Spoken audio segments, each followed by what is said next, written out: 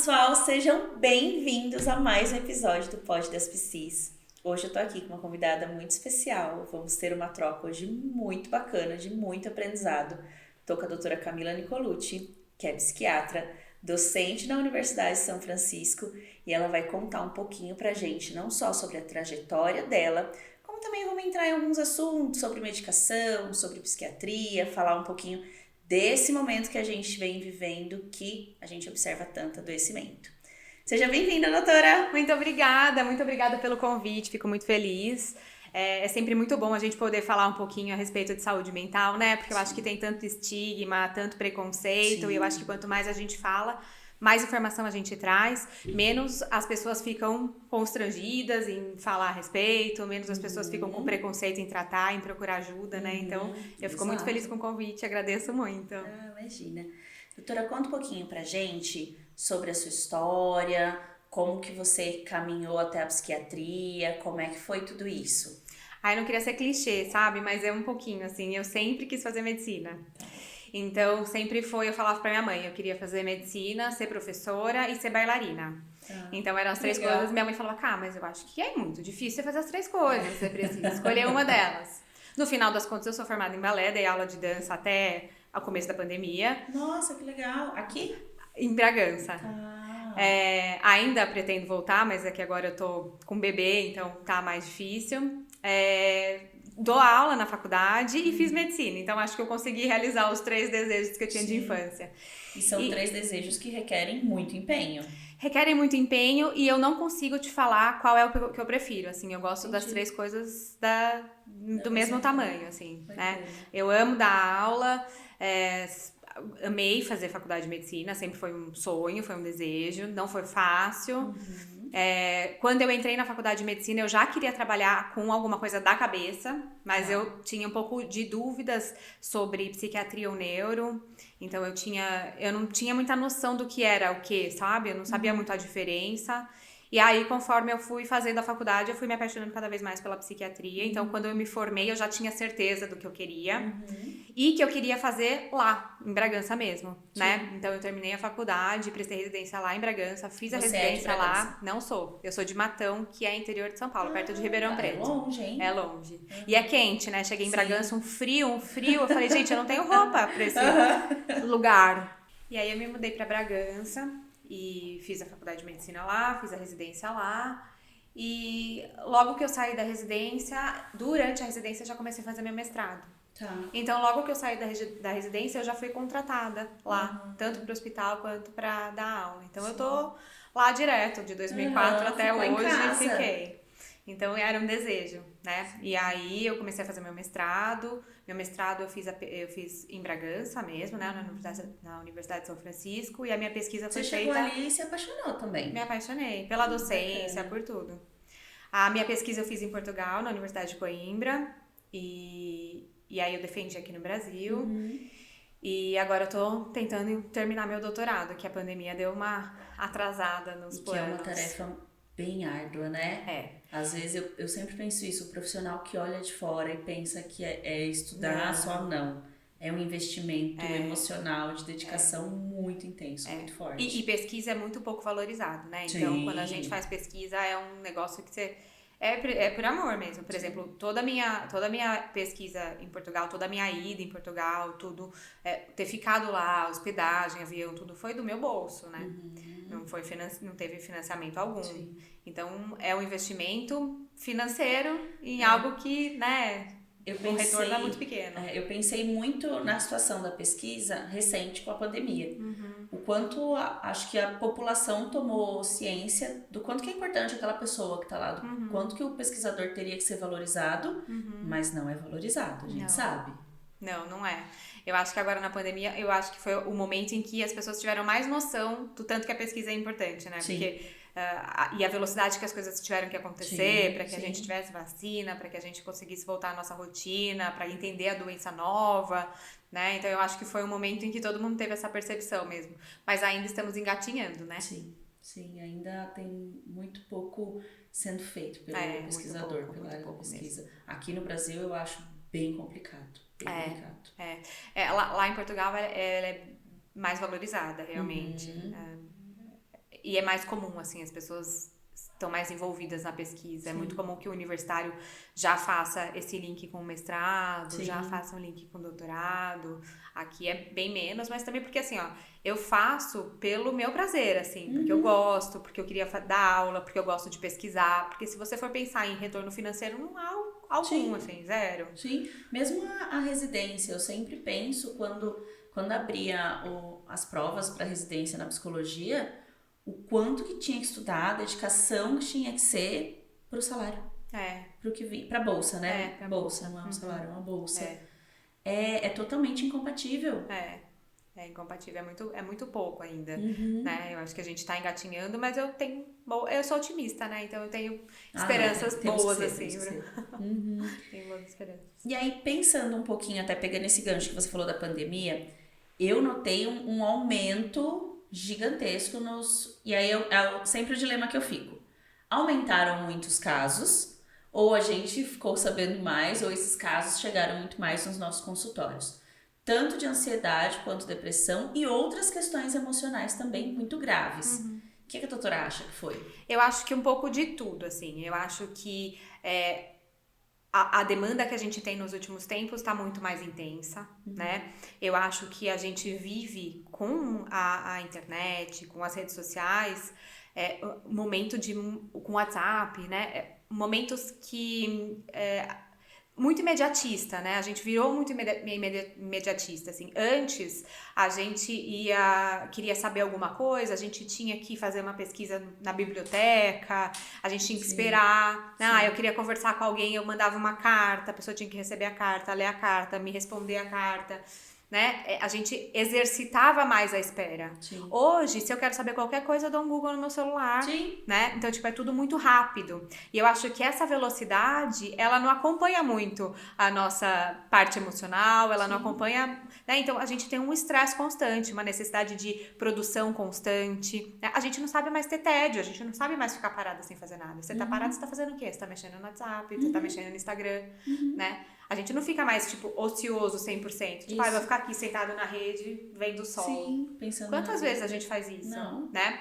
E é muito importante a gente trabalhar e exercitar o nosso tédio e a nossa ociosidade.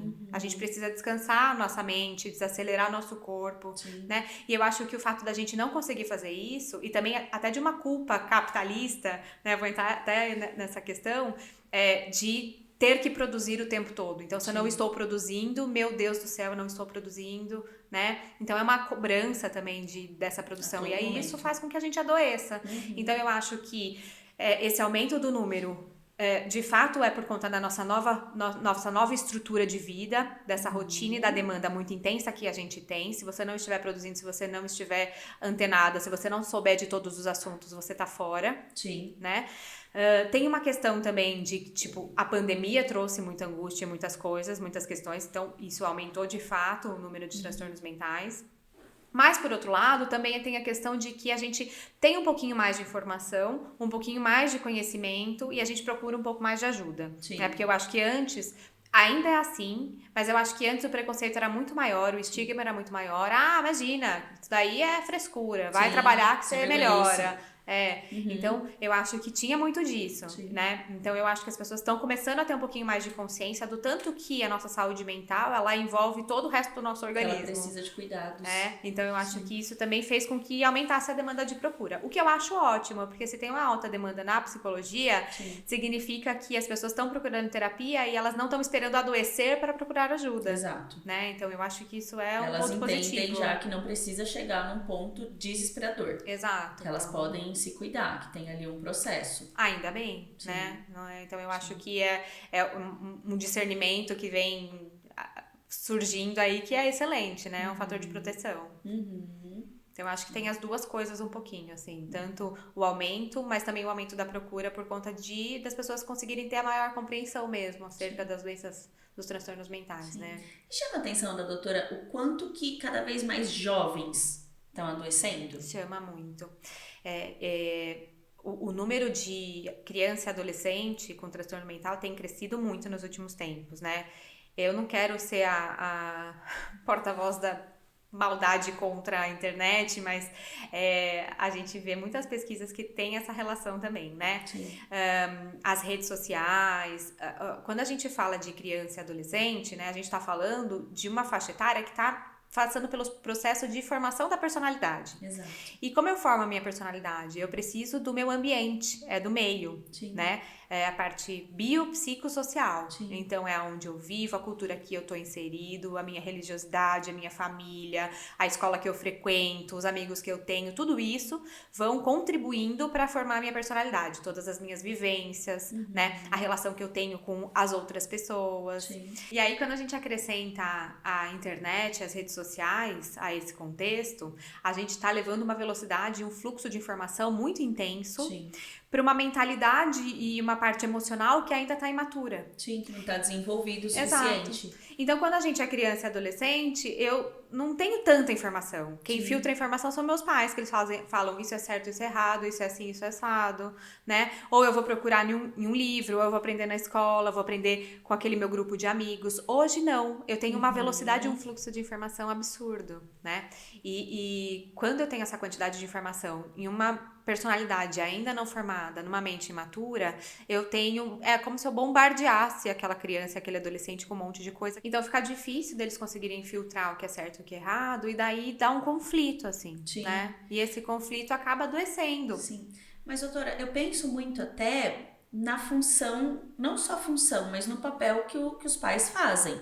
E aí não só de fazer esse filtro, de dar essa orientação, de colocar esses limites, mas também de acolher. E aí, o que eu encontro hoje? Muitos pais que chegam no consultório, eu atendo ainda alguns adolescentes, eu já não atendo mais criança, já tenho um tempo, mas que chegam questionando e até reclamando do jeito desse adolescente, falando que hoje em dia é tudo muita frescura, que hoje em dia é tudo muito mimimi. E esses pais, esses adultos, não conseguem entender esse funcionamento que você trouxe e não conseguem entender também a função de colocar os limites, de colocar esses nãos para os adolescentes. E aí é claro que esse jovem, ele quer estar inserido, porque é o que todos estão usando, todos estão ali na internet, todos estão ali imersos em telas, mas eu vejo a dificuldade desses pais em colocar esse limite, em talvez até proporcionar outras atividades, em proporcionar outras coisas que sejam tão produtivas, tão agradáveis para esse jovem, quanto estar ali apenas imerso na tela. É muito mais fácil, né? Você deixar a pessoa ali imersa na tela. Mas hoje a gente fala muito de tempo de tela, né? E é muito difícil controlar, né? Eu não tô falando... eu entendo tanto que é difícil controlar, né? E o tanto que é difícil limitar. E também entendo tanto que é difícil você limitar a informação, porque de repente você bloqueia algum aplicativo e o adolescente é infinitamente mais esperto do que a gente pra tecnologia, e desbloqueia e ri da nossa cara, porque fala, querida, eu sei desbloquear isso, enfim.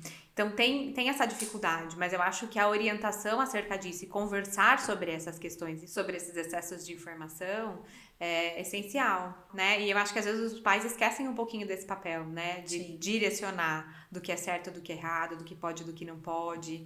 Então tem isso, assim, olha, paternar e maternar nessa geração é muito difícil, vamos combinar, eu né? acho que não é nem só difícil maternar e paternar, eu fico pensando muito na sobrecarga que esses pais têm hoje em dia. Se a gente pegar o gancho lá do comecinho, quando a gente pensa na produtividade, no estresse, em todas as cobranças que a maioria de nós sofre, e o quanto que é difícil colocar limites também nessas cobranças enquanto adultos, né? Exato. Esses pais estão muito sobrecarregados hoje em dia. Imagina se pra gente, que já tá formada a nossa personalidade, que temos o discernimento do certo e errado, a gente é influenciado pelas redes sociais, né? A gente se compara a todo momento. Então, se pra gente já é difícil, com a personalidade formada, com a noção de certo e errado, imagina pros jovens. Sim. Né? E aí, doutora, sabe o que eu queria saber um pouco até sobre a questão do medicamento? Tem já uns 2 episódios que eu venho falando sobre medicamento e eu sei que eles estão a nosso favor. Eu sou a favor do uso de medicamento, eu não tenho nada contra. Mas, às vezes eu fico pensando se a gente não volta, se algumas pessoas não voltam nesse imediatismo, da busca desenfreada por eles. Eu acho que tem as duas coisas, né? Eu acho que hoje em dia as pessoas têm um pouquinho disso, de querer medicalizar tudo. Então, por exemplo, vou tomar um remédio pra dormir, vou tomar um remédio pra acordar, vou tomar um remédio pra estudar, vou tomar um remédio porque eu tô triste, né? Mas, por outro lado, muitos transtornos são graves o suficiente a gente precisar fazer uso da medicação, né? Então, a medicação, quando bem utilizada, quando bem indicada, ela é um aliado fortíssimo. Poderoso. Muito poderoso. Mas a gente não pode esquecer que transtornos mentais têm causas multifatoriais. Sim. Então, não é só uma questão neurobiológica, mas tem uma questão da psicodinâmica, tem uma questão do seu estilo de vida, tem uma questão psicossocial. Então, não adianta a gente achar que é só a medicação que vai fazer, às vezes, um tratamento e esquecer de todo o resto, né? Então, eu tenho que ter uma boa qualidade de sono, né? A atividade física é um excelente antidepressivo, um excelente para ansiedade, né? Inclusive para tratamento de dor crônica, né? Então, aumenta a limiar a dor. Então, a atividade física é muito importante, o nosso estilo de vida é muito importante. Tem momentos de lazer que a gente esquece, mas isso faz parte da nossa saúde mental, né? Um bom descanso, uma rede de amigos, vínculos sociais, né? E a terapia, que eu acho de extrema importância, né? A terapia, você vai saber falar até melhor do que eu, mas não é nem só uma questão da gente trabalhar aquilo que a gente tem a dizer, ou de entender nossas questões pessoais e da nossa personalidade, mas quando a gente faz psicoterapia, já é comprovado que há uma neuromodulação. Então, eu aumento também minha produção de serotonina, de noradrenalina, de dopamina, né? Então, que é o que o medicamento faz, só que o problema é que é a longo prazo. Então, quando eu tenho muito sintoma e tô muito mal, eu fico como se tivesse uma âncora, eu não consigo andar na terapia. Então, a gente utiliza das medicações para dar um empurrãozinho para que eu consiga executar as outras coisas que são essenciais. O que eu sempre explico para os meus pacientes com relação ao medicamento é que ele tem que te dar um suporte para você acessar alguns conteúdos na terapia que talvez sem o medicamento você não vai conseguir, você não vai ter força.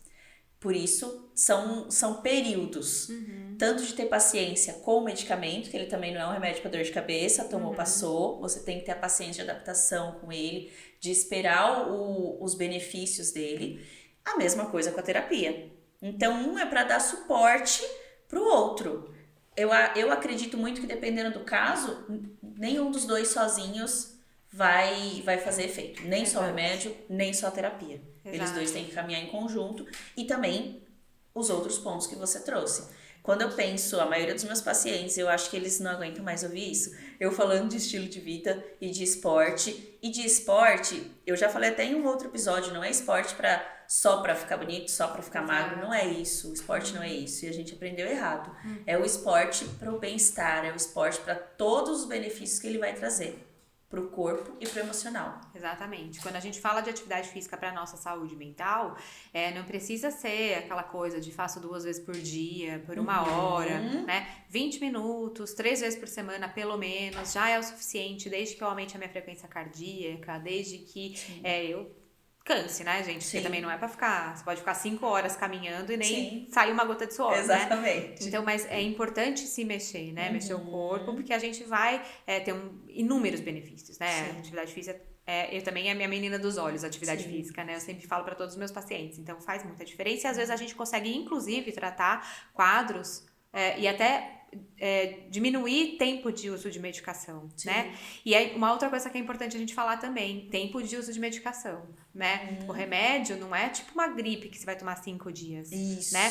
Quando eu tomo a medicação, eu espero que a medicação faça o quê? Uma neuromodulação. O que é isso? É como se meu cérebro fosse uma massinha e eu fosse reorganizar ali, né? Reorganizar meus fiozinhos desencapados, né?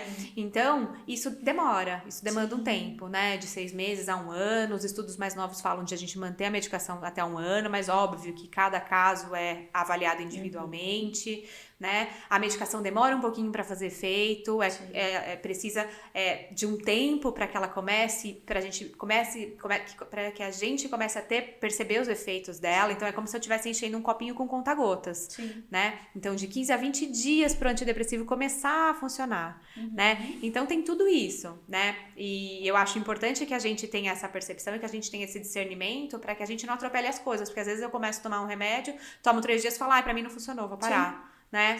Ou tem algum efeito colateral, que alguns deles têm, dá um enjoo, dá uma náusea, e não dá, não é esse. Exato, então a gente tem que ter paciência. Então, eu acho que ensina a paciência, tanto o tratamento quanto a terapia, né? Que é o que a gente deveria aplicar na nossa vida como um todo, né? Sim, e eu penso, esse imediatismo vem muito forte na minha cabeça, porque ele entra em todos os campos. Ele vai entrar na medicação, ele vai entrar na terapia, ele vai entrar no esporte, ele vai entrar em tudo. Exato. As pessoas, hoje elas estão sem paciência para suportar o processo. Por mais que às vezes não seja, você está falando de uma adaptação ao remédio, pode ser o quê? 15, 20 dias. Depois de tanto tempo de sofrimento, pensar em 15, 20 dias para adaptar um remédio é um tempo, não é um tempo gigantesco, um tempo enorme.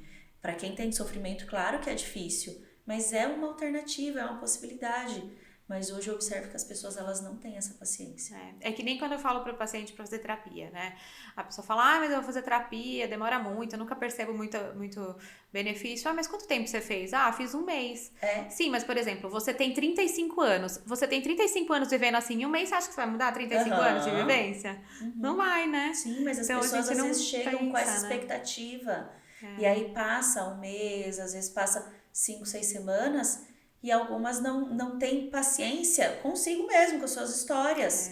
Para entrar em contato, para pensar a respeito de suas próprias histórias. Mas eu acho que muito também tem da desinformação, né? Eu acho que sim. quando a gente orienta, Muito. então por isso que eu acho muito legal quando a gente fala, tem um podcast disso. Eu falo bastante na minha página no Instagram, porque quanto mais informação a pessoa tem, mais ela vai procurar ajuda, mais ela vai falar, tá, então tá. Porque na verdade, às vezes ela acha, eu vou lá uma vez e não melhorou, então eu não vou voltar mais. Né? Como se fosse um passo de mágicas e você fosse resolver todos os problemas daquela pessoa, né? Sim. Então, eu acho que é importante. Quanto mais informação, melhor, assim. E aí, doutora, quando a gente pensa de novo nesses adolescentes hoje, que buscam por medicamento, que precisam de tratamento, que estão em sofrimento, o que será que como sociedade a gente pode fazer? Que a gente está como profissional de saúde, a gente sabe o que a gente pode fazer. Mas e como sociedade, o que será que a gente pode pensar? Eu acho que a adolescência ela é uma fase difícil para todo mundo, né? Sim. Na nossa geração, na geração atual, talvez um pouco pior até. Eu acho que é uma fase de turbilhão de emoções. É uma fase que você está se descobrindo. É uma fase que você está tentando entender quem você qual é o seu lugar no mundo. A gente é intenso na adolescência, porque também tem aquela turbilhão de emoções, tem aquele turbilhão de hormônios, né? É tudo muito intenso. E aí o que eu percebo é que a gente não tem... A gente tem uma exigência do adolescente de um adulto. Então a gente cobra deles como um adulto, mas a gente trata como criança. Então eles não têm um lugar no mundo. Nem pra gente como sociedade, nem na escola direito, nem em lugar nenhum. E aí eu acho que a gente acaba reforçando essa rebeldia, entre aspas, né? Porque eles não sabem aonde eles estão, mas a gente também não, né? Então eu acho que, não sei, eu acho que talvez falte um pouco de acolhimento, um pouco de entendimento sobre essa fase. Pra eles, talvez. E eu acho que a gente tem muito a aprender com eles, porque eles são uma geração que eles são muito mais à frente do que a gente, né? Eles estão muito mais antenados, muito mais à frente, mas eu acho que a gente não tá conseguindo... Acho que a gente não tá conseguindo valorizar o suficiente, né? E eu acho que talvez a gente não consiga nem... como é que se diz? Me fugiu a palavra. Acho que tem um pouco de empatia, será? Eu acho que talvez a gente fique meio torcendo o nariz, sabe? Tipo, essa geraçãozinha. Sim. E aí, talvez eles tenham um monte de coisa pra falar, tenham algo pra trazer, algo novo, e a gente fala, tá bom, vai. Não valida, não valoriza. Exato. Não valoriza, e eu observo muito isso. Não valoriza porque eles não têm ainda determinadas experiências de vida que um adulto às vezes fala, não, esse jovem não sabe de nada, esse jovem não sabe o que tá falando. E às vezes tem muita coisa ali bacana pra ser dita. Exato. Mas ele precisa sentir que tem espaço pra ele ser ouvido. Né? Até pensando nas questões emocionais. Muitas vezes um jovem não compartilha o que sente porque não sabe que não vai ser acolhido. Exato. E acaba guardando aquilo consigo. O que pode aumentar muito mais essa angústia, esse sofrimento. Eu acho que falta lugar de fala e falta lugar de escuta. Sim. Sim. Mas, doutora, tem um ponto que não é nesse tema, mas que eu acho que é muito bacana a gente falar. Você faz um trabalho show de redes sociais, eu acompanho, acho muito legal. E eu vi que tem um piquenique que você faz com as mães. E aí eu fiquei pensando isso num contexto de rede de apoio de uma mãe acolhendo a outra, pensando nas dificuldades hoje que as mães também enfrentam. Como é que é? Fala um pouquinho desse projeto pra gente. Então, na verdade, eu sempre atendi muita gestante, muita puérpera. Não sei por quê. Isso sempre teve na minha... É um período muito difícil, né? É um período muito difícil. E sempre teve no meu escopo de atendimentos, assim, né? Eu sempre tive muita procura. E aí, eu me tornei mãe. E aí, quando eu me tornei mãe, eu fiquei pensando em tudo que eu tava vivenciando e comecei a enxergar as minhas pacientes com um pouquinho mais de empatia, na verdade, com mais vivência. Sim. Né? E aí, eu pensei, se eu que tenho todo o conhecimento... Tá sendo difícil pra mim? Imagina quem não tem conhecimento, quem não tem apoio, quem não tem uma rede, quem tá se sentindo sozinho, quem tá vivendo todo esse momento, principalmente do puerpério, que é muito difícil, e não tem ninguém com quem contar, né? E aí, calhou de ser uma época que eu tinha acabado de ter bebê, que eu tava assistindo uma série que chama Supermães, na Netflix, que é Working Moms, que tinha um grupo de apoio dessas mães. E eu tava assistindo essa série exatamente porque tava chegando o Dia das Mães e na minha página eu ia fazer o mês inteiro de lives falando sobre assuntos da maternidade. E aí, por isso, acabei tendo essa ideia. Eu falei, gente, e se eu fizesse um grupo de apoio, né? E acolher algumas mães, né? Porque eu tenho muitas pacientes que não tem ninguém, que se mudaram para Bragança agora, por exemplo, com um bebê pequeno, então que não sabem mais quem são. Sim, e pensando lugar, até né? nesse período de pandemia que muita gente de São Paulo veio, né? Pra Atibaia e Bragança, e veio assim... O casal e o filho e pronto, não tem ninguém, não tem amigo, ninguém. Não tem família, não tem ninguém perto. E aí eu tive essa ideia de fazer um grupo, de pensar num grupo de mães. Inicialmente eu tinha pensado só em mães de bebezinhos, mas aí acabei recebendo um monte de mensagem pra eu abrir, pra não colocar faixa etária. Eu restringi a quantidade de mães, então, né, pra 15 vagas. E aí a gente pensou em começar a se reunir uma vez por mês. Em reuniões diversas, assim. Então, o primeiro encontro vai ser um piquenique, não foi ainda, porque esfriou e começou a chover e a gente remarcou. E aí eu pensei em outras coisas. Então, por exemplo, um cinema com bebê, que tem muito em São Paulo, e de repente consegui fazer isso em Bragança. Um yoga com bebê. Aí eu pensei em programar atividades aleatórias, assim, com esse grupo de mães, mas na verdade eu não programei nada ainda propriamente dito, porque eu tô esperando a gente ter o nosso primeiro encontro e eu consegui entender o que esse grupo procura. Mas eu acho que o simples fato da gente reunir várias pessoas que estão nessa mesma situação de vulnerabilidade materna, né? E em um momento em que a gente também tem um pouco do apagamento da nossa personalidade, né? E a gente só vira mãe e esquece um pouco de quem a gente é. Então eu acho que esse encontro, esse bate-papo, essa troca pode ser de benefício para todo mundo. E na verdade eu vou me colocar à disposição como outra mãe, na verdade. Não tô indo lá como psiquiatra. Acho que é mais um grupo pra gente conversar e trocar figurinhas, falar, nossa, meu filho não dorme, o meu também não, ai, que bom. Sim. E pensando nesse momento da vida da mulher que é tão delicado e que eu também observo que começou a se falar mais faz pouquíssimo tempo. Pouquíssimo. A mãe pôde falar que ela sofre, que a gravidez não é tudo isso tão lindo, maravilhoso. Mas tem todos os contrapontos. Ônus e bônus. Exatamente. A mulher pôde começar a falar isso faz pouquíssimo tempo. Que essa dor, esse momento difícil começou a ser validado.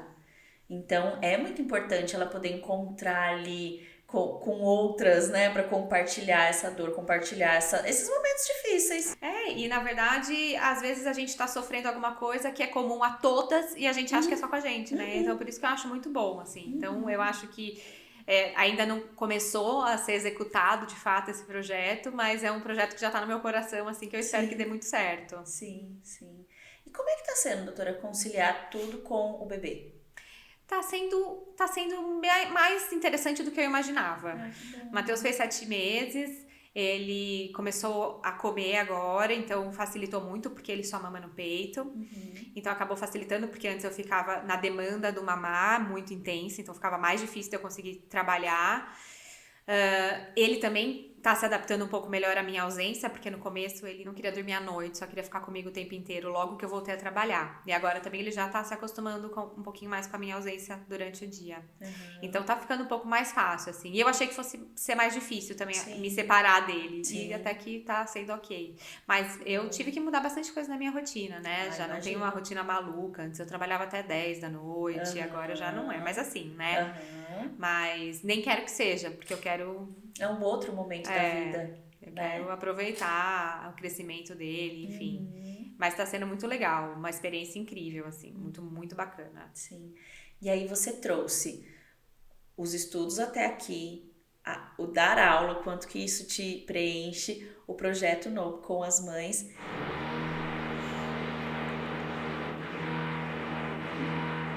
Quase, tá com... O projeto novo com as mães. O que tem ainda aí de desejo para realizar, tanto na profissão ou algo que mescle, né, o profissional e o pessoal? Olha, eu acho que um desejo muito grande foi da maternidade, que pra mim foi difícil, né? O Matheus, ele foi por fertilização in vitro, né? Então foi um desejo muito intenso e que a gente foi vivendo por bastante tempo esse desejo de engravidar. E o meu doutorado e minha pesquisa são duas paixões que eu ainda não consegui terminar, né? Esse projeto do doutorado teve que ser pausado no período da pandemia e agora, na minha licença maternidade, a perspectiva é que eu defenda o ano que vem, então isso também é o meu próximo passo, assim, então meu próximo desejo.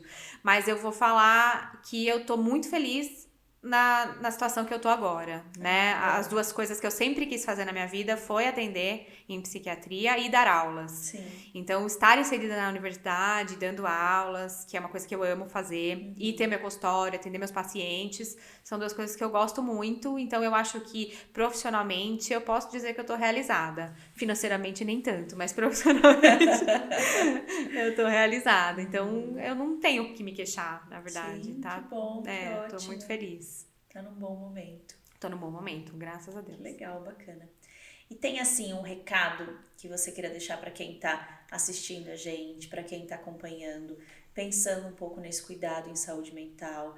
Algumas coisas ficaram super claras do que é indispensável, mas tem algum recado ainda que você queira transmitir? Eu acho que é importante que a gente tenha informação, que a gente busque sempre informação. E agora, numa época em que a gente tem um fluxo de informação absurdo, é importante ressaltar que a informação tem que ser de qualidade. Então, não é procurar informação em qualquer lugar, né? Sim. Tem que ser em fontes confiáveis, em fontes científicas, né? Mas quanto mais informação eu tenho, mais eu sei a respeito dos transtornos mentais, mais eu sei como me prevenir, melhor vai ser, né? Então, eu acho importante a gente pensar na prevenção, em como não adoecer, e não esperar adoecer para procurar um tratamento, né? Então, essas coisas que a gente falou sobre o estilo de vida, a terapia a gente devia já nascer e ir pra terapia, né? A terapia não vai fazer mal, né? Em algum momento a gente vai ter algum conflito, a gente vai ter algo que a gente precise discutir, algo que a gente precise compreender. Então eu acho importante a gente ter essa perspectiva, né? Do que fazer para não chegar ao ponto do adoecimento, né? E se eu já tiver adoecido, então eu tenho que procurar ajuda, eu não preciso ter vergonha, né? Porque as pessoas podem até te julgar, a família pode até te julgar, mas o profissional não. Ele não tá lá pra fazer julgamento, ele tá lá pra te ouvir e acolher, né? Então eu acho que esse é o recado mais importante. Ai, doutora, muito obrigada. Obrigada por todas as informações. Eu te chamei para um podcast e tive uma aula. Obrigada mesmo. Eu sei o quanto que, ainda mais com o bebê, o quanto que é delicado direcionar um tempo para outras coisas num outro dia, colocar mais uma coisa na agenda. Muito obrigada por ter vindo e, de novo, obrigada por toda a informação que você compartilhou hoje. Eu que agradeço, foi um prazer enorme, eu agradeço muito o convite, eu adorei e bom. Você pode contar comigo quando precisar, eu tô sempre disponível pra gente falar um pouquinho sobre saúde mental, eu acho ótimo. Show! Deixa pro pessoal que tá acompanhando a gente suas redes sociais. Tá, então meu Instagram é @doutora Camila Nicolucci, Camila com 2 L's, Nicolucci, CCI, Nicolucci. E aí lá eu compartilho um pouquinho, né, dos transtornos mentais, tento falar de uma forma mais leve, de uma forma mais fácil de compreender. A gente tem muitos casos clínicos, eu utilizo de muitos personagens da ficção para elucidar transtornos mentais, então eu acho que é bem bacana. É muito bacana, eu gosto muito do seu Instagram. Muito obrigada. Imagina. Gente, obrigada por esse episódio. Vocês encontram no paula.psicóloga e também toda quarta-feira no Pod, às 10 da manhã no Spotify e às 8 da noite no YouTube. Não deixe de curtir o vídeo, se inscrever no canal que não vai cair o seu dedo, eu garanto. e de acompanhar a gente nas redes sociais. Até o próximo episódio!